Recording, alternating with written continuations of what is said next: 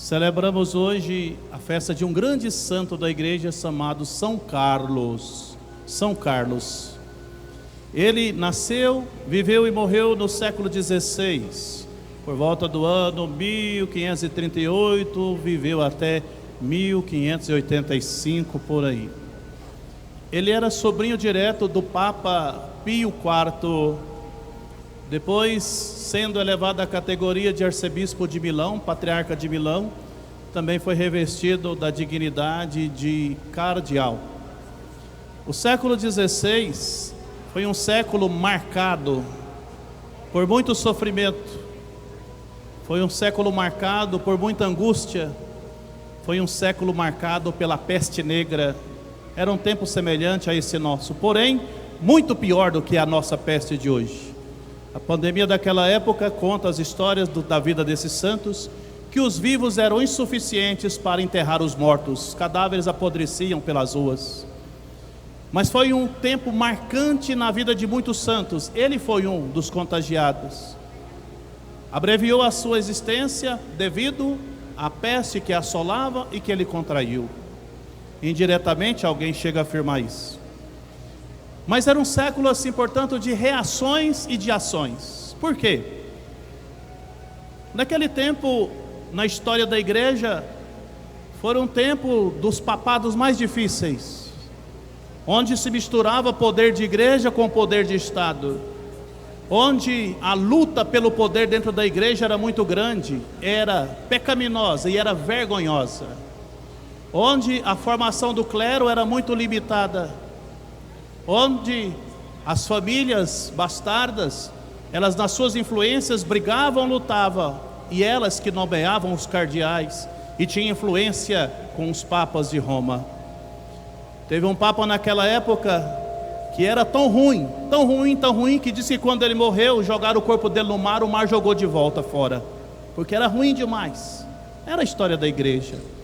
Mas padre, não é que só fala mal da igreja, não é mal da igreja, falando de uma realidade infelizmente negativa daquela época. E aí nós podemos dizer com alegria hoje uma história que aconteceu de um determinado pastor evangélico chamado von Pastor. Ele pertenceu à denominação evangélica na Alemanha, e uma vez ele pediu a Roma para vasculhar os arquivos secretos do Vaticano para escrever uma história da igreja. E os responsáveis não deixaram e consultaram o Papa da época, São João 23. E o Papa disse: permito, pode fazer. E aquele homem vai mexer, portanto, no arquivo. E as pessoas de frente falaram com o Papa: como que o senhor vai deixar uma pessoa de outra denominação religiosa mexer nos arquivos históricos? Vai encontrar tanta bagunça ali. E o Papa falou: deixa que ele faça. Ele, pastor evangélico, terminou de vasculhar, de analisar, de estudar os arquivos, e ele foi até o Papa e disse: eu quero me confessar, porque batizado eu já sou, eu quero, eu preciso, eu necessito ser católico. E o Papa perguntou: por quê? Depois de ver tantas limitações humanas, tantos pecados numa história dessa igreja, e ela ser do jeito que ela é, e estar do jeito que ela só pode ser a verdadeira e divina. Por quê? Os homens não conseguiram acabar com ela, com tantas coisas ruins. E de fato, nós podemos dizer e dar esse exemplo naquela época do papado, que essas existências extraordinárias aconteciam, para poder até nos orgulharmos. Apesar de tantas coisas erradas, a igreja sobressaiu e a igreja está do jeito que está. Naquela realidade, surge a reforma protestante, no ano de 1517. Um monge agostiniano chamado Martinho Lutero levanta a cabeça. E alguém vai dizer: foi uma desgraça aquela reforma, porque daí surgiram as correntes protestantes. Não foi, não foi. Porque ele cutucou e abriu os olhos da igreja. Porque as teses que ele levantou contra a igreja fez a igreja abrir os olhos e perceber: nós estamos no caminho errado, está tudo bagunçado. Não foi isso que o evangelho ensinou, não foi isso que Jesus pediu. Aí veio a contra-reforma, e com a contra-reforma foi um século de santo dando topada em santo. Só para vocês terem uma ideia, São Pio V, que foi o Papa que sucedeu São Pio IV, ele convida esse santo que hoje nós celebramos, São Carlos Borromeu, para chamar a atenção de São Felipe Neri, que era um santo muito extravagante na maneira de brincar. E o Papa chama, portanto, o Papa que era santo, chamou o santo cardeal que nós celebramos hoje, para chamar a atenção de São Felipe Neri, que tinha uma maneira extravagante de evangelizar. E esse santo que hoje celebramos, antes de obedecer o outro santo e chamar a atenção do outro santo, ele vai se confessar com outro santo, um santo franciscano, São Leopoldo Mandique, se não estou enganado, ou São Leonardo, uma coisa assim, para saber como lidar-se com aquela realidade, com aquela situação. E por sua vez, São Felipe Neri, sabendo que essa situação estava prestes a acontecer, ele vai correndo até o amigo Santo Inácio de Loyola e se aconselha com Santo Inácio, o fundador dos jesuítas. E Santo Inácio dá os seus conselhos e sai dali e vai para um capítulo no qual ele tinha reunião com São Pedro Canísio, São Francisco de Borja e com um santo chamado Santo Gigante do Oriente, São Francisco Xavier, patrono das missões.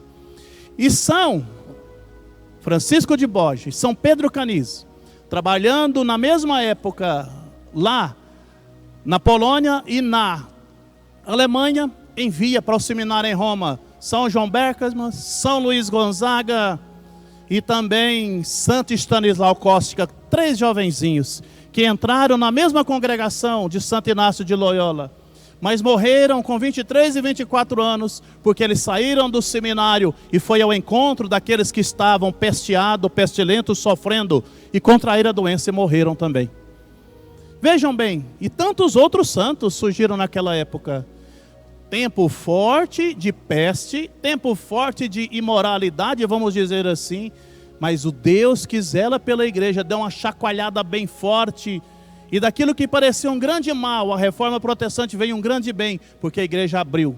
E com o Concílio de Trento, reformulou a realidade dogmática da igreja, a liturgia, formou também os seminários, os padres se fecharam daquele momento em diante, a partir de São Carlos Borromeu, cuja festa hoje celebramos, e começaram a estruturar a formação do sacerdote, até chegar ao que nós temos hoje, a vida de seminário. Caríssimos irmãos, amadas irmãs, olha que maravilha, que beleza. Quando tudo parece estar perdido, Deus estende a mão. E Deus sabe tirar pedras preciosas no meio de brejo podre, no meio de bagunça. E como diria um santo assim, quanto mais podre é o brejo, mais o jasmim cheira. Lá para o nosso lado nós chamamos flor de São José, aqui vocês chamam jasmim. Uma flor cheirosa que dá na época do Natal, que o povo gosta de cortar no brejo e colocar no presépio.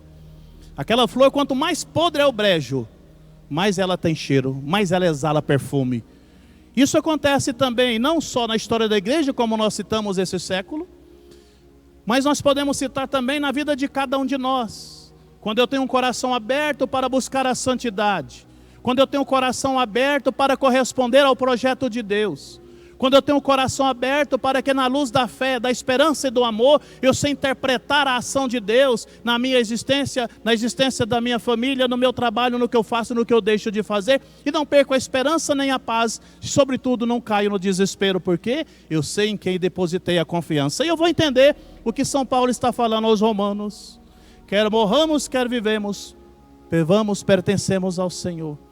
E se todos nós vivemos nessa condição, de morte ou vida, pertencendo ao Senhor, por que ficar tomando conta da vida dos outros? Ele falou com muita clareza isso aqui, de uma forma muito direta. E tu, por que julgas o teu irmão? Ou mesmo, por que desprezas o teu irmão? Ou seja, todos nós somos farinha do mesmo saco. E tem gente que ainda tem tempo para pregar lenha na vida dos outros, parecendo que fosse santo. Está tudo errado, está tudo bagunçado. Ontem eu conversava com um psicólogo e dizia assim: eu não entendo fulano, porque ele conhecia a mesma pessoa. Ele tem as mesmas limitações que esse fulano e ela ataca ele. E o psicólogo diz: padre, a melhor maneira de se defender é atacando. E na psicologia moderna é se revelando. Porque quando uma pessoa é obstinada, que apega demais, atacando demais a dignidade do outro, pode pôr a barba de molho, sem generalizar. que com certeza talvez ele tenha a mesma limitação, a mesma dificuldade, e para poder camuflar, enganar a si mesmo, ele ataca o outro. E Jesus condena isso hoje no Evangelho também, vai dizendo que eu quero misericórdia, eu não quero sacrifício, são os pecadores que precisam de mim. Quando ele era questionado pelos fariseus, pelos hipócritas da época, que se repetem hoje no nosso meio, infelizmente. Caríssimos irmãos, amadas irmãs, quando Jesus disse àquelas pessoas que queriam apedrejar a mulher pecadora, quem não tem pecado, atira a primeira pedra. Essa história se repete até hoje, e o Senhor nos chama a atenção nisso, cuidar da própria vida, porque cada um vai prestar conta a Deus daquilo que fala, daquilo que faz, daquilo que deixa de fazer. Cada um tem a sua responsabilidade diante de Deus. Não tem muito tempo eu disse isso nesse mesmo altar. Quando eu gasto tempo para cuidar da vida dos outros, me falta tempo para cuidar da própria vida.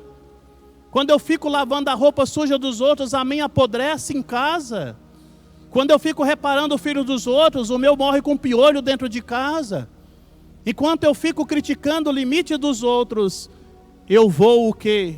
Me afundando, porque me falta tempo para assim entregar minha vida de busca da perfeição. A Santa Teresa de Calcutá, ela dizia: se o sofrimento do seu irmão, se a doença do teu irmão não te causa dor, a sua doença é pior do que a dele. Se alguém está sofrendo, se alguém fez um mal, eu, por pior que seja, não sei se é bobeira da minha parte, mas quando eu vejo um bandido preso, quando eu vejo sendo torturado, ou quando seja perseguido, me dá um remorso de ver aquilo. Não que eu concordasse com o mal que ele fizesse, mas eu penso, aquele homem tem uma mãe, tem um pai, tem irmão, só Deus sabe a história da vida deles. E eu que estou de pé hoje, tenho que tomar cuidado para não cair, não vou criticar e nem falar mal. Como alguém uma vez veio chorando e dizendo: eu sempre me deleitava, eu sempre aplaudia quando a polícia pegava um marginal e dava uma coça nele.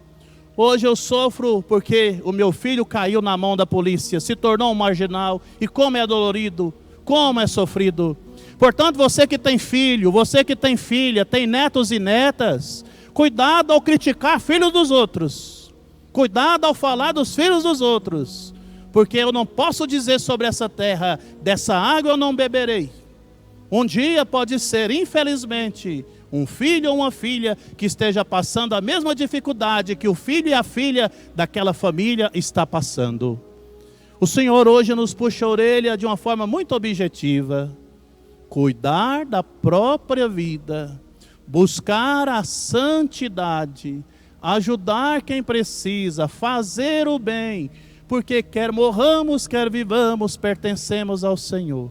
E queremos contar com a ajuda de Deus, com a intercessão de Nossa Senhora, de São Cristóvão, de São Carlos Borromeu, de todos os santos da sua época, para correspondermos ao projeto de amor de Deus na nossa vida.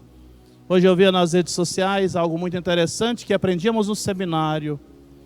Nós não precisamos rezar, fazer boas obras, lutar para ganhar o céu. Temos que lutar para não perder, porque o céu já é nosso. Fomos criados para ir para lá. Fomos criados para ir para lá. Mas se a gente não estende as mãos para Deus, nós nos perdemos pelo caminho. E infelizmente a condenação bate em nossa existência e vamos cair lá no fogo da hiena. Amados irmãos, amadas irmãs, vamos cuidar da própria salvação. Se é para preocupar-se com o outro, se preocupe com a salvação dele ou dela, pelo menos rezando pela conversão e desejando o bem para todos. Nós vivemos assim na lei do retorno. Se eu semeio o bem, eu vou colher o bem. Se eu semeio o mal, eu vou colher o mal. O bem que eu faço hoje se transformará em bênçãos um dia na minha vida, e bênção sobre bênção se transforma em um dominó, em uma corrente de bênçãos sobre a terra, e o mundo será diferente, porque o amor reina, e o amor transforma, e o amor é garantia de salvação.